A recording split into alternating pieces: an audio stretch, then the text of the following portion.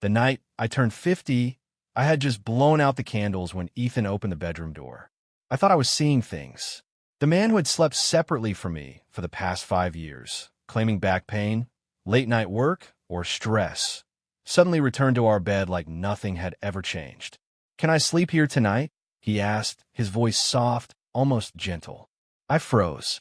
For a split second, I felt like I was 20 again, when Ethan would whisper, "I love you," in the morning, when a simple touch from him made my heart skip a beat. I didn't answer.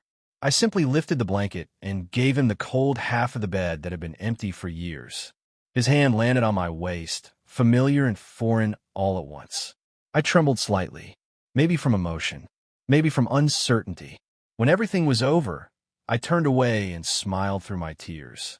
I thought to myself, maybe Ethan has changed. Maybe this is his way of giving me a birthday gift. But then he spoke, calmly, emotionlessly. "Let's get divorced. Like last time. You can have everything again." His words sliced through me like ice. I lay still. "Last time," he said. "Oh, I remembered. 5 years ago, Ethan told me he needed a fake divorce to protect our assets from some gambling debt. I believed him. I was a fool. He stayed in the house, ate my food, wore the clothes I washed, let me care for his mother, raise our grandchild. Everything seemed unchanged, except the papers. 6 months later, he said the crisis was over, and we got remarried. I had even bragged to my friends. My husband's smart. He knows how to protect the family. I didn't know I was the one being protected against. Until one night, his friend Jack Dawson called. "Emily, Ethan's had too much to drink. Can you come pick him up?" I went, but I didn't go in right away. I paused at the door and heard everything. Girls who work in that line, they're never loyal. They'll leave you in a blink. I dumped over 100 grand on her through that stupid app, and she just walked off. "Come on, Ethan, you still have Emily. She's kind, loyal, grounded. You should stick with her." My heart cracked. There had been her all along. Someone who had slipped between us when I was busy holding this family together. I didn't confront him. I didn't ask. I was too scared. Scared that if I asked, our home would shatter. But now, he wanted another divorce. I was changing my grandson's diaper when Ethan suddenly grabbed my wrist. "Aren't you even curious why? You agreed too fast." I looked up at him and smiled, a little too sweetly. "How much is the debt this time?"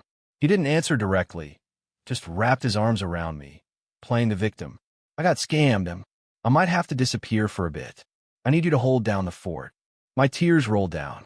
Not from pain, not from love, from disgust. He thought he had fooled me again. Minutes later, he was fast asleep, snoring. I quietly picked up his phone.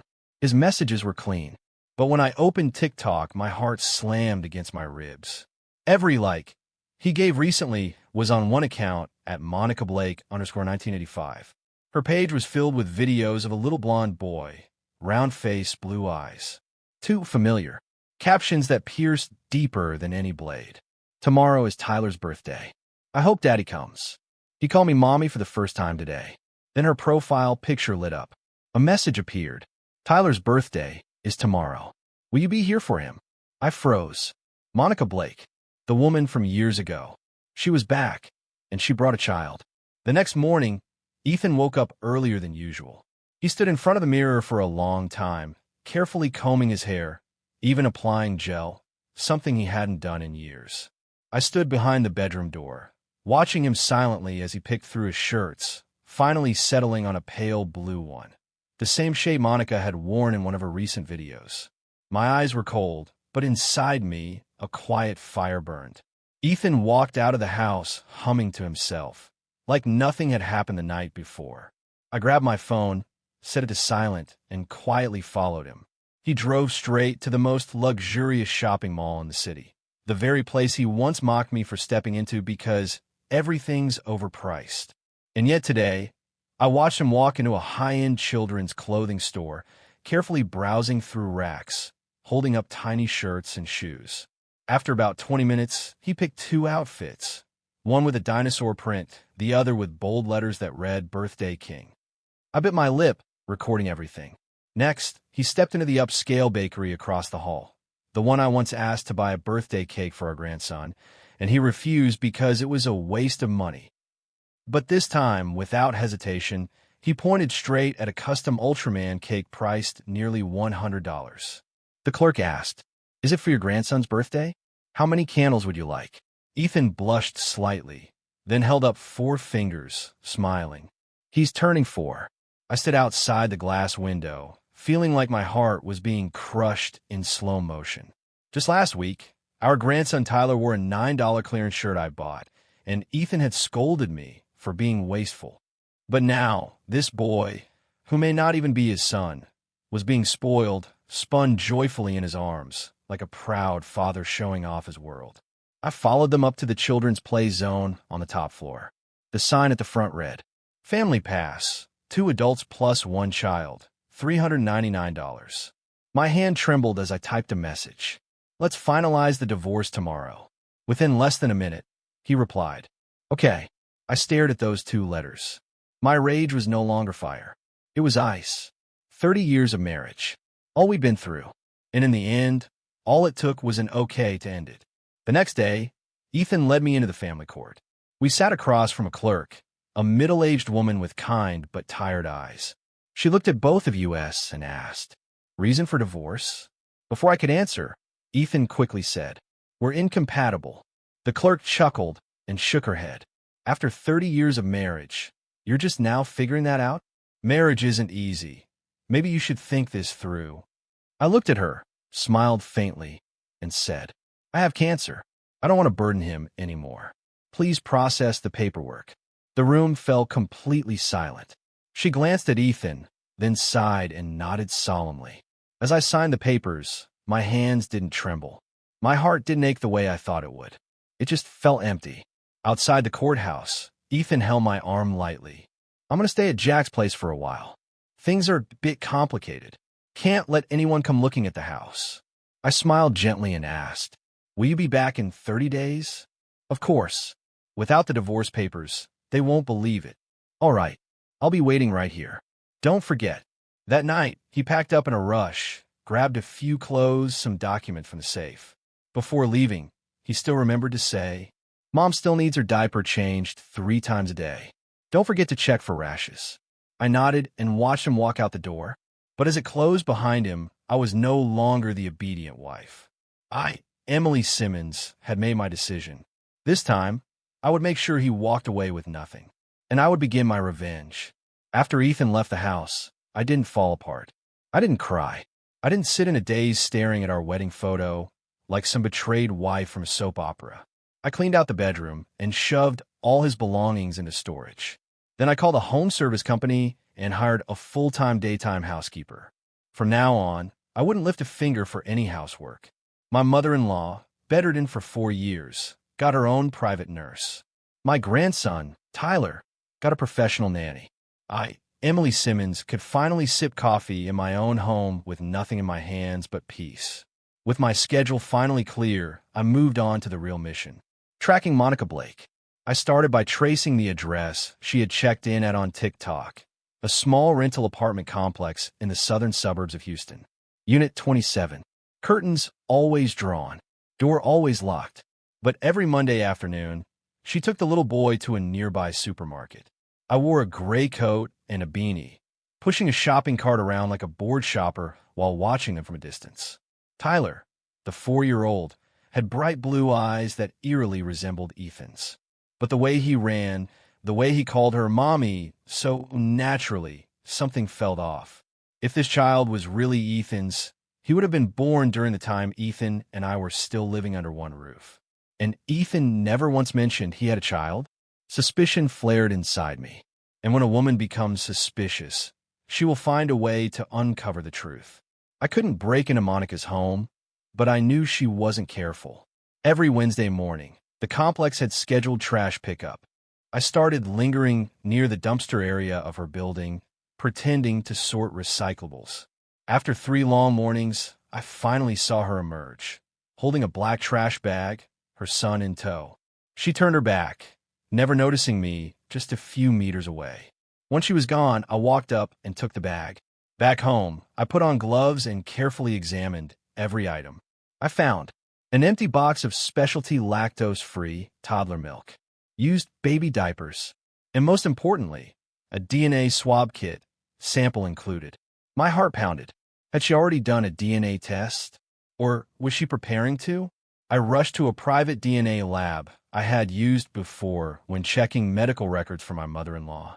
I brought with me an old hair sample of Ethan's I'd kept in our wedding scrapbook and the swab from Monica's trash. I submitted a test for paternity comparison. The receptionist asked, "Ma'am, are you the child's mother?" I smiled and said, "We'll find out soon enough." The 3-day wait felt like a century. Ethan didn't call, didn't text. My son, Mark, rang a few times complaining about the house being a mess and the baby crying nonstop. But I told him I wasn't feeling well. I didn't go back. I wanted them all to feel what it's like without me. Without me, the house collapses. Without me, the family crumbles. On the 3rd day, I received an email from the lab. I opened the PDF. Result: no biological relationship between Ethan Simmons and child Tyler Blake. I sat still, eyes unblinking. A smile slowly stretched across my face. So it had all been a show. Monica had never carried Ethan's child. She just needed a story, a child, and a foolish man desperate for a second chance at love and family. I closed the laptop and stood up. This time, I wouldn't just finalize a divorce. I would destroy Ethan's entire fantasy of a new family. And I'd do it right at the asset division hearing. 1 week after submitting the DNA test, the official asset division day arrived. The court had scheduled a final mediation session before moving into the formal division phase. Both legal teams were present. Ethan showed up in a crisp white shirt, hair slicked back, exuding confidence. I sat across from him, silently observing the man I had once loved for 30 years, the same man who had once held my hand and promised we'd grow old together. He looked at me with a faint smile. "In the end, you're getting everything. I just want to leave quietly." I didn't respond. Instead, I calmly pulled a white envelope from my purse. "Before anyone signs anything, I think you should all see this." My attorney stood up and handed the envelope to the judge and Ethan's legal team. Inside was a printed copy of a DNA test report from the Houston Medical Center, stamped in red, with the title, "No biological relationship between Mr. Ethan Simmons and child Tyler Blake." The room turned to ice. Ethan's attorney blinked, stunned. "What is this?" I spoke clearly and slowly. "A paternity test. It proves that the child Monica claims is theirs has no biological relation to Ethan." Ethan froze. His face went pale, his hands gripping the edge of the table until his knuckles turned white. "Where did you get this?" he asked, his voice trembling. I smirked. "Don't ask me how I got it. Ask yourself, what have you believed all these years?" Ethan slammed his palm on the table. "No, that's not possible. Monica swore. She swore Tyler was mine." I stared him down, my voice cold. "Yes, she swore. And you chose to believe the woman who abandoned you 5 years ago, instead of the one who stood by your side for 30. Silence. My attorney gently slid the revised asset agreement across the table. "Given these new developments, my client is requesting a reassessment of the division. Mr. Simmons' affair and his financial deception based on a child that wasn't even his have clearly impacted my client severely." The judge nodded. "The court will review the request. For now, I suggest both parties renegotiate voluntarily to avoid delays." Ethan collapsed into his chair, trembling. He didn't say another word. His face said it all. He had been played, and the blow landed perfectly. That afternoon, Monica called me. I didn't know how she got my number, probably from Ethan. She sounded frantic. "What the hell did you do?" "Ethan just smashed a table in my house. He's losing it." I curled my lips slightly. I gave him the truth. "You don't get it. Ethan and I loved each other. He knows me better than anyone." "Then why did you use a child that wasn't his to pull him back?" Silence. I continued. "I don't care who he ends up with. But I won't let someone like you steal the life I built for 30 years and walk away unscathed." I hung up. A week later, Ethan's attorney sent a formal letter requesting mediation. Ethan agreed to withdraw all asset claims and accept the original divorce settlement. I signed the papers without hesitation. As I walked out of the law office, I didn't look back. It was over. I was no longer the patient wife. No longer the shadow in a house I had built with sweat and tears. I was Emily Simmons, a woman who had fallen and risen on her own terms. But the story wasn't over. Ethan didn't know I still held an ace up my sleeve. A secret that could destroy every bit of reputation he'd spent years building. 1 week after the official divorce, I thought I had cleared out the last remnants of a 30-year marriage. But I'd been too merciful. That afternoon, my attorney called, voice urgent. Emily, we just received a tip from Blackstone Financial. It appears Ethan created a hidden trust account long before the divorce. He tried to shield most of the assets by transferring them to someone else's name. My grip on the phone tightened. Whose name? Monica Blake. A vein throbbed at my temple. So that I'll leave everything to you speech? Just another act. He had planned this for months, using Monica and a fake child to paint himself as a man rebuilding his family, trick me into signing the divorce, then disappear with most of the money. He didn't love Monica. She was just a tool. And Tyler, the innocent little boy, was the centerpiece of a filthy con game. That evening, I invited our 2 children, Mark and Lisa, for dinner. I cooked a full feast, set the table like it was Thanksgiving. As soon as we sat down, I opened my laptop and displayed a document on the screen. Proof that Ethan Simmons had transferred $1.8 million into a trust under Monica Blake's name. Mark's jaw dropped. Lisa burst into tears. Dad actually did this? And he said he left everything to Mom. I thought he was broke, sleeping on the couch all those years. I turned to Mark, my voice calm, but razor sharp. And you?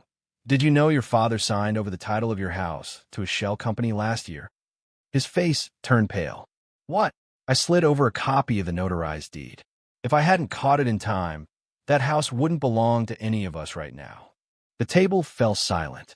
Lisa sank in her chair, whispering, how could he do this to his own family? I looked at both of them, voice steady. From now on, remember this. Kindness means nothing without awareness. I forgave him too much, and the price we paid was trust. The next morning, I submitted all the evidence to the court.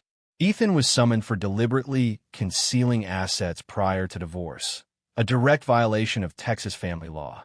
When police arrived at Monica's apartment, she opened the door in panic. Tyler clung to her leg, confused. Mommy, why is that man yelling? Ethan screamed. I did all of this for my son. The officer looked him squarely in the eye. Your son? The DNA results say otherwise. Ethan was handcuffed and escorted away under the stunned eyes of the neighborhood. By evening, headlines spread across local news.